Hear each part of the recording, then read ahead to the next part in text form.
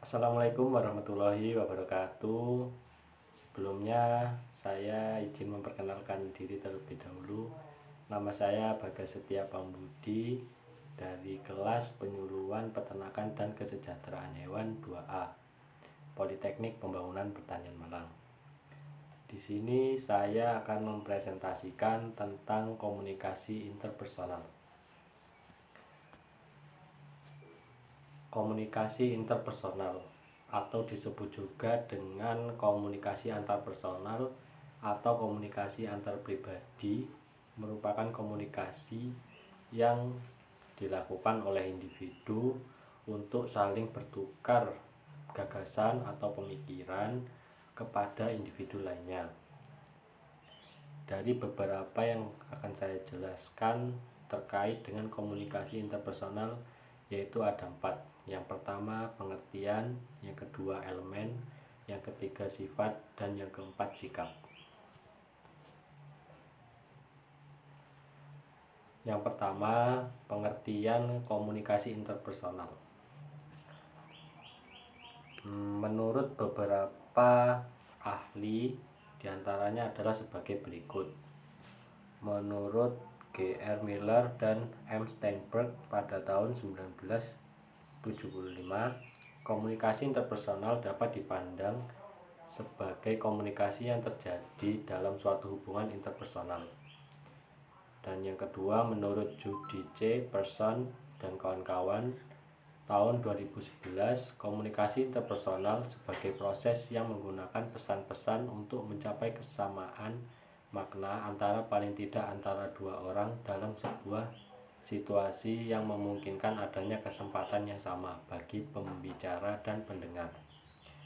Yang ketiga, Joseph A. DeVito tahun 2013. Komunikasi interpersonal adalah interaksi verbal dan nonverbal antara dua atau kadang-kadang lebih dari dua orang yang saling tergantung satu sama lain. Dan yang keempat, Ronald B. Adler dan kawan-kawan tahun 2009. Komunikasi interpersonal adalah semua komunikasi antara dua orang atau secara kontekstual komunikasi interpersonal. Lanjut dari beberapa pengertian di atas bahwa komunikasi interpersonal adalah komunikasi yang dilakukan dalam suatu hubungan interpersonal antara dua orang atau lebih, baik secara verbal maupun nonverbal, dengan tujuan untuk mencapai kesamaan.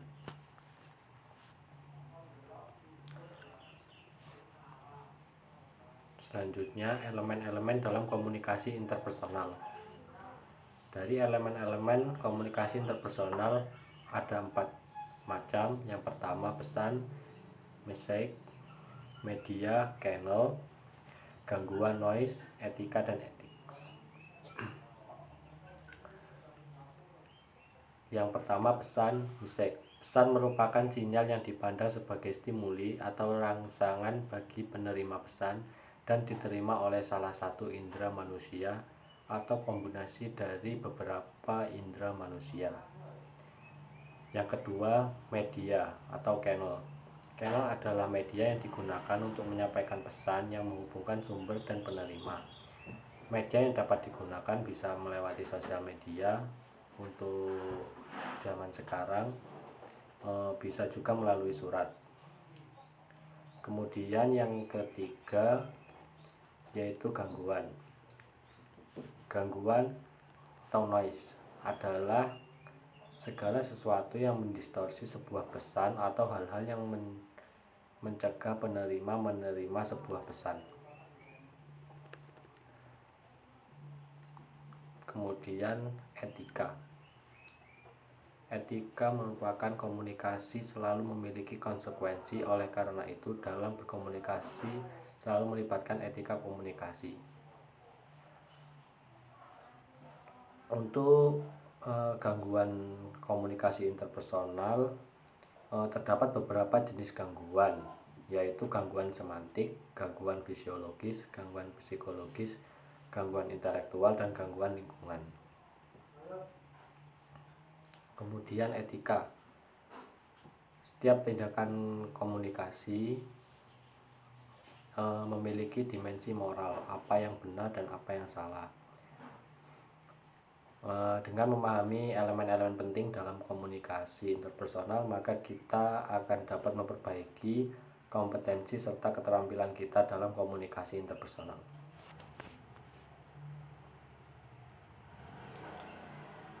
Kemudian sifat komunikasi interpersonal yaitu terbagi menjadi 4. Yang sifat pertama yaitu komunikasi interpersonal adalah komunikasi yang melibatkan dua individu atau lebih yang masing-masing saling bergantung. Pada umumnya, komunikasi interpersonal adalah komunikasi antara dua orang atau lebih, atau biasa disebut juga dengan komunikasi diadik. Misalnya, komunikasi antara seorang anak dan ayah, dan lain-lain. Meskipun begitu, komunikasi interpersonal juga merujuk pada komunikasi dalam kelompok kecil, seperti misalnya keluarga. Walau dalam keluarga, komunikasi berlangsung dalam bentuk komunikasi diadik seperti ibu kepada anak. Kemudian sifat yang kedua, komunikasi interpersonal adalah secara inheren bersifat relasional. Di sini dapat dijelaskan karena sifatnya yang saling bergantung, komunikasi interpersonal tidak dapat dihindari dan bersifat sangat penting. Komunikasi interpersonal berperan dalam sebuah hubungan yang berdampak pada hubungan dan mengartikan hubungan itu sendiri. Komunikasi yang berlangsung dalam sebuah hubungan adalah bagian dari fungsi hubungan itu sendiri. Komunikasi yang berlangsung dalam sebuah hubungan adalah bagian dari fungsi hubungan itu sendiri. Oleh karena itu, cara kita berkomunikasi sebagian besar ditentukan oleh jenis hubungan yang ada antara kita dan orang lain. Perlu dipahami pula bahwa cara kita berkomunikasi, cara kita berinteraksi akan mempengaruhi jenis hubungan yang dibangun. Kemudian sifat yang ketiga, komunikasi interpersonal berada pada sebuah rangkaian kesatuan. Komunikasi interpersonal berada dalam sebuah rangkaian kesatuan yang panjang yang membentang dari impersonal ke personal yang lebih tinggi. Pada titik impersonal, kita berkomunikasi secara sederhana antara orang-orang yang tidak mengenal, misalnya pembeli dan penjual. Sedangkan pada titik personal yang lebih tinggi, komunikasi berlangsung antara orang-orang yang secara akrab terhubung satu sama lain, misalnya ayah dan anak.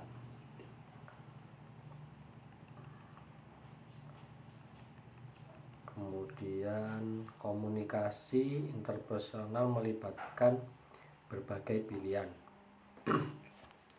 Pesan-pesan interpersonal yang kita komunikasikan kepada orang lain adalah hasil dari berbagai pilihan yang telah kita buat. Dalam kehidupan interpersonal kita dan interaksi kita dengan orang lain, kita disajikan dengan berbagai pilihan. Maksudnya adalah momen ketika kita harus membuat pilihan kepada siapa kita berkomunikasi, apa yang akan kita katakan, kemudian apa yang kita lakukan, kemudian apakah pilihan frasa yang ingin kita katakan, dan lain sebagainya. Pilihan-pilihan komunikasi interpersonal beserta alasannya dalam beberapa situasi berbagai pilihan yang dipilih dapat bekerja dengan baik dibanding yang lainnya. Kemudian prinsip-prinsip dalam komunikasi interpersonal. Di sini saya mencantumkan ada 6 prinsip-prinsip. Yang pertama, komunikasi interpersonal adalah suatu proses transaksional.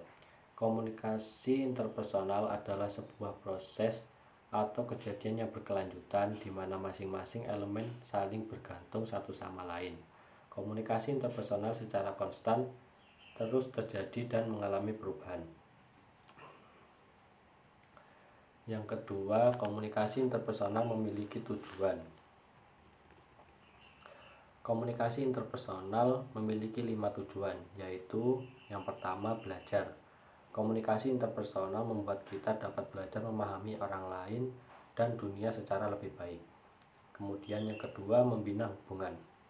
Komunikasi interpersonal membantu kita untuk berhubungan dengan orang lain. Kemudian yang ketiga, mempengaruhi. Melalui komunikasi interpersonal, kita dapat mempengaruhi sikap dan perilaku orang lain. Kemudian yang keempat, bermain. Komunikasi interpersonal dapat berfungsi sebagai kegiatan bermain. Kemudian yang terakhir, yang kelima, membantu. Melalui komunikasi interpersonal, seorang terapis menggunakan teknik penyembuhan jiwa yang dikenal dengan metode komunikasi terapeutik dan keperawatan. Kemudian yang ketiga, komunikasi interpersonal adalah ambigu. Semua pesan-pesan berpotensi ambigu. Masing-masing orang akan memberikan makna yang berbeda terhadap pesan yang sama. Terdapat ambiguitas dalam semua hubungan. Kemudian yang keempat, hubungan interpersonal dapat berbentuk simetris atau komplementer. Interaksi interpersonal dapat merangsang pola perilaku yang sama atau berbeda. Kemudian yang kelima, komunikasi interpersonal merujuk pada isi dan hubungan di antara para partisipan. Dalam sistem komunikasi interpersonal, hubungan interpersonal memegang peranan yang sangat penting karena hubungan interpersonal yang baik merupakan penanda bagi komunikasi yang efektif. Kemudian yang terakhir, komunikasi interpersonal tidak dapat dihindari. Ketika berada dalam sebuah situasi interpersonal, kita tidak dapat berkomunikasi dan kita tidak dapat mengulang secara tepat sebuah pesan secara spesifik.